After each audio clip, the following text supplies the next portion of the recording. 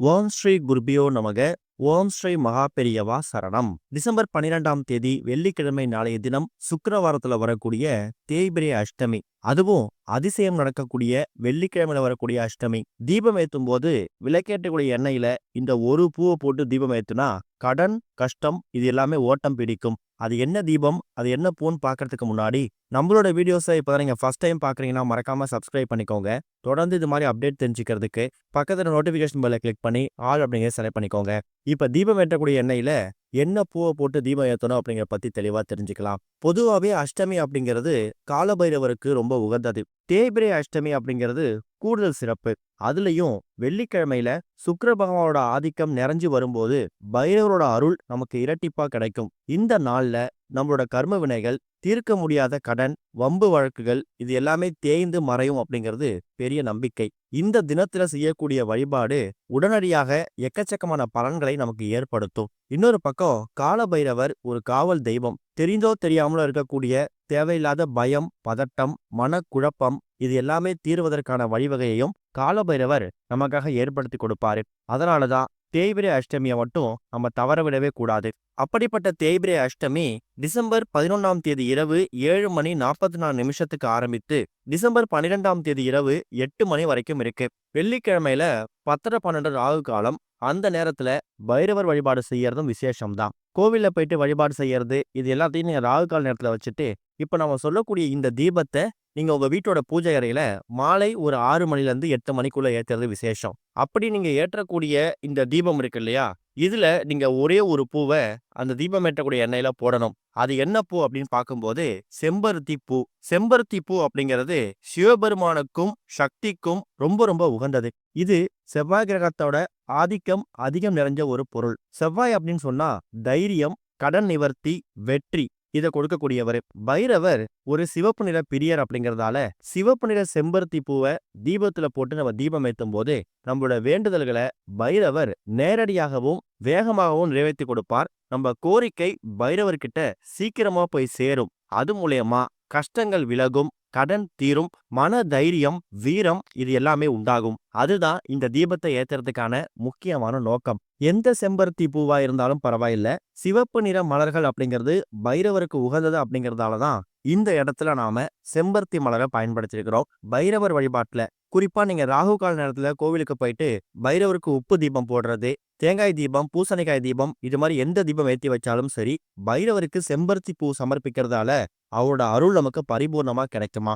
அப்படிப்பட்ட செம்பருத்தி பூவை இந்த ஒரு தீபத்துல ஏத்துறதுக்கு நீங்க எப்படி தயார் செய்யணும் அப்படிங்கிறது ரொம்ப முக்கியம். இந்த தீபத்தை ஏத்துறதுக்கு கண்டிப்பான முறையில உங்களுக்கு ஒரு மண் அகல் தேவைப்படும். கார்த்திகை தீபம் முடிஞ்சிருக்கிறதால எல்லார் வீடுகள்லயும் கண்டிப்பா மண் அகல் இருக்கும் இல்லையா, அதை எடுத்து கழுவி சுத்தப்படுத்தி நீங்க தயார் செஞ்சு வச்சுக்கணும். காலபைரவருக்கு உரிய தீபங்கள்ல முக்கியமான தீபம் நல்லெண்ணெய் ஊற்றி தீபம் போடுறதுதான். தீப எண்ணெய் நல்லெண்ணெய் நீங்க எது வேணா பயன்படுத்திக்கலாம். நெய் தீபம் மட்டும் பயன்படுத்த வேணாம். ஏன்னா தீப எண்ணெய் நல்லெண்ணெய் தான் பைரவருக்கு ரொம்ப உகந்தது, அவருக்கு பிடிச்சதும் கூட. இந்த தீபத்தை ஆண்கள், பெண்கள், குழந்தைகள்னு சொல்லி யார் வேணாலும் ஏற்றலாம். எந்த விதமான கட்டுப்பாடுகளும் கிடையாது. ஒருவேளை இந்த தீபத்தை நீங்க வீட்டுல ஏற்ற போறீங்க அப்படின்னு முடிவு பண்ணிட்டீங்கன்னா மாலை ஒரு 6 மணில இருந்து 8 மணி இந்த இடைப்பட்ட நேரத்துல குறைந்தது ஒரு மணி நேரமாவது எரியா மாதிரி பாத்துக்கணும். இல்ல இந்த தீபத்தை வீட்டுல ஏற்றதுக்கான விருப்பம் இல்ல, அதுக்கு சூழ்நிலை இல்ல அப்படிங்கிறவங்க ராகு கால நேரத்துல கோவிலுக்கு போறீங்க, இல்ல நீங்க டிசம்பர் 12ஆம் தேதி சிவன் கோவிலுக்கு எப்ப வழிபாட்டுக்காக போறீங்களோ அப்ப சிவபெருமான் வழிபாடுலாம் முடிச்சிட்டு கடைசியா காலபைரவர் வழிபாடத்துக்கு வருவீங்கல்ல, அப்ப கோவில்ல இருக்கக்கூடிய அந்த மண் அகல் விளக்குல கூட இந்த செம்பருத்தி பூவை போட்டு நீங்க தீபம் ஏத்திக்கலாம். முதல்ல அகல் விளக்கை எடுத்து பத்திரப்படுத்திக்கோங்க. நீங்க வீட்டுல ஏத்தினாலும் சரி, கோவில்ல ஏத்தினாலும் சரி ஒரே பலன் தான். வீட்டுல ஏத்துனா நமக்கு கூடுதல் பலன் கிடைக்கும், அவ்வளவுதான் வித்தியாசம். சின்னதா ஒரு மண் அகல் விளக்குல எண்ணெய் ஊற்றி திரி போட்டு தீபம் ஏத்துறீங்கல்ல, அப்படி ஊற்றக்கூடிய அந்த எண்ணெய் பகுதி, அந்த குழி பகுதி இருக்குல்ல, அதுல நீங்க தயார் செய்து வைத்திருக்கக்கூடிய அந்த செம்பருத்தி அதோட இதழ்களை 2-3 பிச்சு நீங்க துண்டு துண்டாக்கி அந்த தீப எண்ணெயில போடணும். அப்ப அந்த தீபம் எரியும் போது வீடு முழுக்கையோ இல்ல கோவிலை ஏற்றும் போது பைரவர் முன்னாடியோ அந்த வாசம் முழுவதுமா பரவும். அதுதான் இந்த செம்பருத்தி பூவை போட்டு தீபத்தை ஏத்துறதுக்கான முக்கியமான நோக்கம். இந்த செம்பருத்தி பூக்களை தீப எண்ணெயில போட்டு தீபம் ஏத்துறதால என்னென்ன பலன்கள் கிடைக்கும் அப்படிங்கிறது கண்டிப்பா நீங்க பண்ணணும். தீராத கடன்கள், தேவையில்லாத தொல்லைகள் இது எல்லாமே கூடிய சீக்கிரம் விலகி தன வரவு அதிகரிக்குமாம். தேவையில்லாத பயம், எதிரிகள் தொல்லை நீங்கும், மன நிம்மதி கிடைக்கும். விபத்துக்கள், வழக்குகள், உடல் உபாதைகள் இது எல்லாமே குறைந்து ஒரு முழுவதுமான ஒரு பாதுகாப்பு கவசம் கிடைக்கும். இதுதான் தீப எண்ணெயில செம்பருத்தி பூக்களை போட்டு அந்த இதழ்களை போட்டு தீபம் ஏத்துறதுக்கான முக்கியமான நோக்கம். தீபம் ஏத்தக்கூடிய அந்த நேரத்துல ஓம் ஹ்ரீம் பைரவாய நமக, அப்படி இல்லனா ஓம் காலபைரவாய நமக அப்படிங்கிற மந்திரத்தை 8 முறை சொல்றது விசேஷம். காரணம், பைரவருக்கு உகந்த எண் 8. திதிகள்லயே 8வது திதியாக வரக்கூடியது அஷ்டமி. அஷ்டனா 8. குறிப்பா இந்த தீபத்தை யார் ஏத்தலாம் அப்படின்னு பார்க்கும்போது, வாழ்க்கையில ஒரு பிடிமானம் தேவைப்படக்கூடியவங்க, கடன், நோய், பயம் இது எல்லாமே நீங்கணும் அப்படின்னு நினைக்கிறவங்க செய்யலாம். கணவன் மனைவி 2 பேரும் சேர்ந்து இந்த தீப வழிபாடு செய்யறது ரொம்ப விசேஷம். குறிப்பா அசைவம் சாப்பிட்டுக்கிட்டோ சுத்தபத்தம் இல்லாமையோ இந்த தீபத்தை ஏத்துறத தவிர்க்கிறது ரொம்ப ரொம்ப நல்லது. இல்லனா அதுக்கான பலன் முழுமையா கிடைக்காது. காலபைரவர் அதாவது பார்க்கறதுக்கு ரொம்ப உக்கிரமா காட்சி அளிச்சாலும் இவரு சிவ வடிவங்கள்ல ஒன்றாக இருக்கக்கூடியதால வாழ்க்கையில் இருக்கக்கூடிய எல்லா விதமான பிரச்சனைகளும் தீர்த்து வைத்து ஒரு குழந்தையாவே மாறி நமக்கு அருள்பாலிக்கக்கூடியவர். வாராகி அம்மனுக்கு பிறகு நமக்கு அதிகமாக எதிரிகள் தொல்லையை நீக்கக்கூடிய ஒரு கடவுள் யாருன்னு கேட்டீங்கன்னா காலபைரவர் தான். அப்பேற்பட்ட காலபைரவர் ஒரு வாசனை பிரியர். தேய்பிரை அஷ்டமி அன்னைக்கு கோவில்ல நடக்கக்கூடிய வழிபாடுகள்ல காலபைரவருக்கு அபிஷேகம் நடக்கும் இல்லையா, அந்த அபிஷேகத்துக்கும் அலங்காரத்துக்கும் தேவையான பொருட்களை உங்க கையால வாங்கி கொடுக்கலாம். வாசனை பிரியர் அப்படிங்கறதால சந்தனம், அரகஜா, பன்னீர், புனுகு இது மாதிரி பொருட்களை வாங்கி கொடுக்கும்போது கோவில்ல பூஜை பண்ணக்கூடியவங்க காலபைரவருக்கு அந்த பொருட்களை பயன்படுத்தி அபிஷேகமும் அலங்காரமும் பண்ணுவாங்க.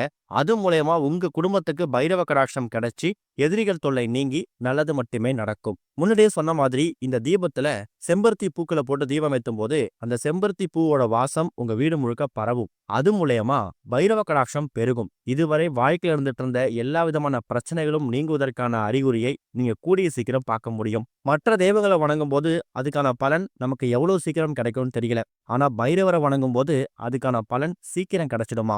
இன்னொரு பக்கம் நம்மளோட அஷ்டமி சம்பந்தப்பட்ட எல்லா பதிவுகளையும் சொல்றது ஒண்ணுதான். கூடுமான அளவுக்கு நீங்க கோவிலுக்கு போறீங்களோ இல்ல வீட்டுல வழிபாடு செய்யறீங்களோ உங்க வீடு பக்கம் சுற்றி திரியக்கூடிய இல்ல கோவிலுக்கு போகும்போது அங்க சுற்றி திரியக்கூடிய நாய்களுக்கு உங்க கையால ஒரு பாக்கெட் பிஸ்கட் வாங்கி போடுங்க. காரணம், நாய் அப்படிங்கிறது பைரவரோட வாகனம். நாய்க்கு உணவளிக்கும் போது எதிரிகள் தொல்லை இருக்காது. யாரு ஒருத்தவங்க அவங்க வாழ்க்கையில தொடர்ந்து ஒரு 30 நாட்கள் நாய்க்கு உணவளிக்கிறாங்களோ அவங்களோட எதிரிகள் படிப்படியா குறைஞ்சிருவாங்களாம். இருக்கக்கூடிய எதிரிகள் கூட நண்பர்களா மாறக்கூடிய யோகத்தை பைரவர் நமக்கு வாரி வழங்குவார். இந்த தீபத்தை ஏத்தி வச்சதுக்கு பிறகு ஒரு மணி நேரம் எரிஞ்சாலே போதும். அதன் பிறகு அது உள்ள இருக்கக்கூடிய அந்த செம்பருத்தி பூக்கள் மீந்து போயிருந்துச்சுன்னா அதை அப்படியே எடுத்து தண்ணியில விட்டுருங்க. இல்ல செடி கொடிகள்ல கால் படாத மாதிரி போட்டுருங்க. இந்த ஒரு தீபத்தை நீங்க ஏத்தணும் அப்படின்னு முடிவு பண்ணிட்டீங்கன்னா முழு நம்பிக்கையோட கண்டிப்பா என் வாழ்க்கையில ஒரு மாற்றம் ஏற்படும் அப்படின்னு நினைச்சிட்டு ஏத்துங்க.